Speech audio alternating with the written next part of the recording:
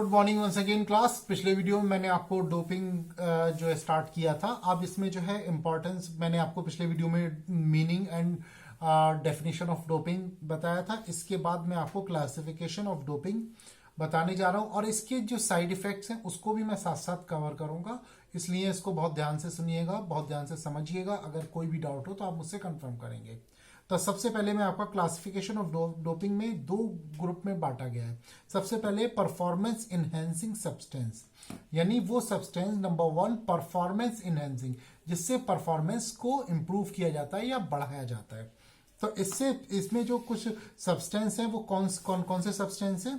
सबसे पहले peptide hormones जो है वो, ये इसका काम क्या होता है, सर्कुलेट, जो ब्लड में सर्कुलेट किया जाता है और improve the growth of muscles, increase the RBC. RBC क्या है, red blood cells, and increase the ability to carry the oxygen through blood. तो यानी इस क्या क्या करता है, पेप्टाइड हार्मोन्स आपकी बॉडी में, वो किसी भी प्लेयर की बॉडी में सर्कुलेट करते हैं ब्लड में, और इसको जो है ये आपकी ग्रोथ, मसल्स की ग्रोथ को बढ़ाता है, आपके रेड ब्लड सेल्स को बढ़ा देता है स्पोर्ट्समैन के, और इंक्रीज करता है ability to carry the oxygen through blood.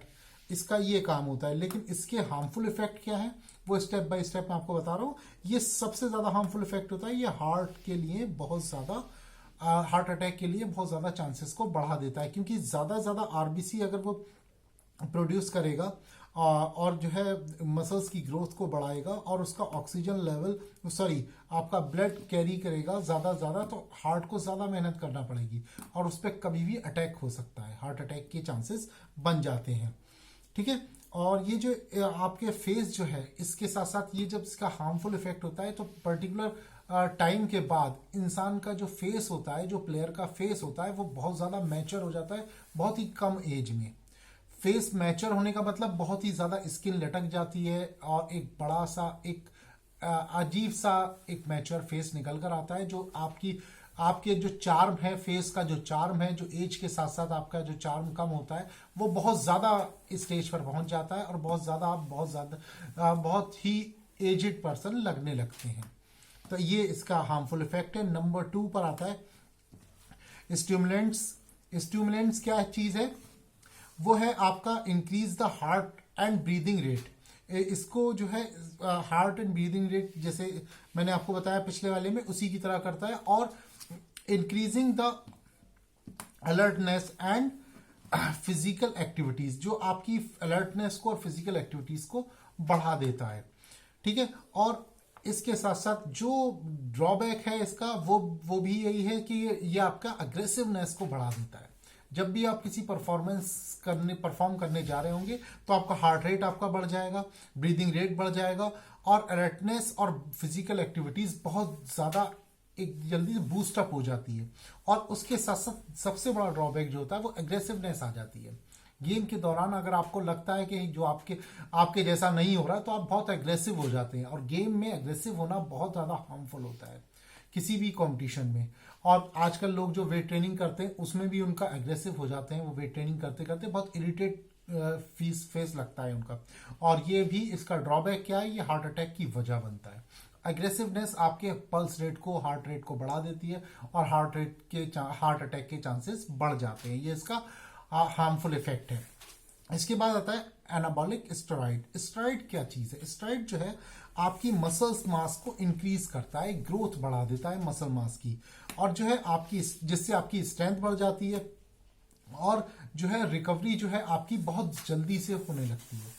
तो आप जो भी कुछ खाते पीते हैं वो बहुत जल्दी आपकी बॉडी में लगता है, और स्टेरॉइड लेने से जो आपकी मसल्स मास की जो एबिलिटी है वो बढ़ जाती है, बहुत स्ट्रांग होने लगती है, मसल्स आपकी ग्रो करने लगती है। स्ट्रेंथ, जब मसल्स ग्रो करती है तो आपकी स्ट्रेंथ जो है वो इंक्रीज होती है।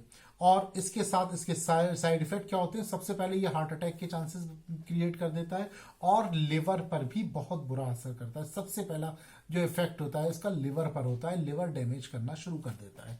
ये इसका जो एक्सेस जो यूज है स्टेरॉइड का, या स्टेरॉइड को अगर हमारी बॉडी एडिक्ट हो जाती है तो सबसे पहला जो इफेक्ट होता है इसका लिवर पर होता है।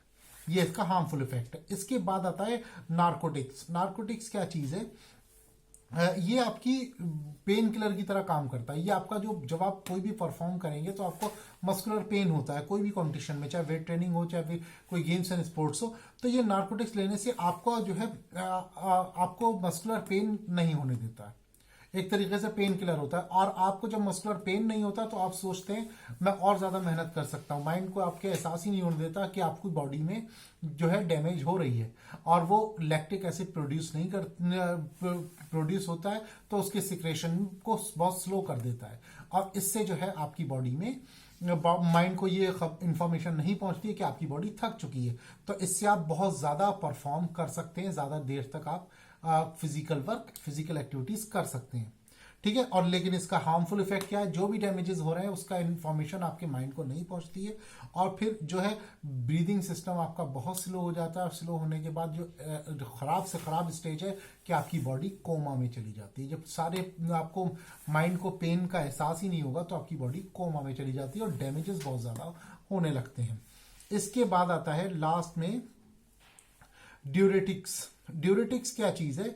ड्यूरेटिक्स कोई भी परफॉर्मेंस तो आपकी बढ़ाता नहीं है, ना ही कोई आपकी ग्रोथ मसल्स को ग्रोथ करता है, मगर इसका एक ड्रॉबैक क्या होता है कि ये आपके बॉडी से फ्लूइड्स को रिड्यूस करता है, आपका वेट लॉस में आपको सपोर्ट करता है। जैसे कुछ लोग वेट ट्रेनिंग में बॉक्सिंग का वेट का बहुत बड़ा रोल होता है।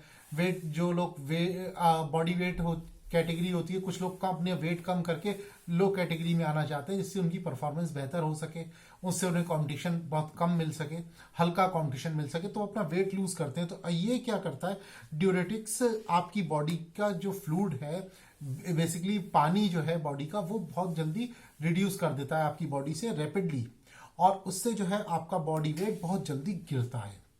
और जो जैसे वेट लिफ्टर हैं और पावर लिफ्टर हैं, बॉक्सर हैं, तो ये अपना वेट रिड्यूस करने के लिए इसको लेते हैं, और ये आपकी बॉडी के फ्लूइड्स को बहुत जल्दी आपकी बॉडी से रिलीज कर देता है, जिससे आपको स्वेटिंग ज्यादा होने लगती है, आपकी बॉडी से पानी जो है कम होने की वजह से आपका जो है बॉडी वेट कम हो जाता है।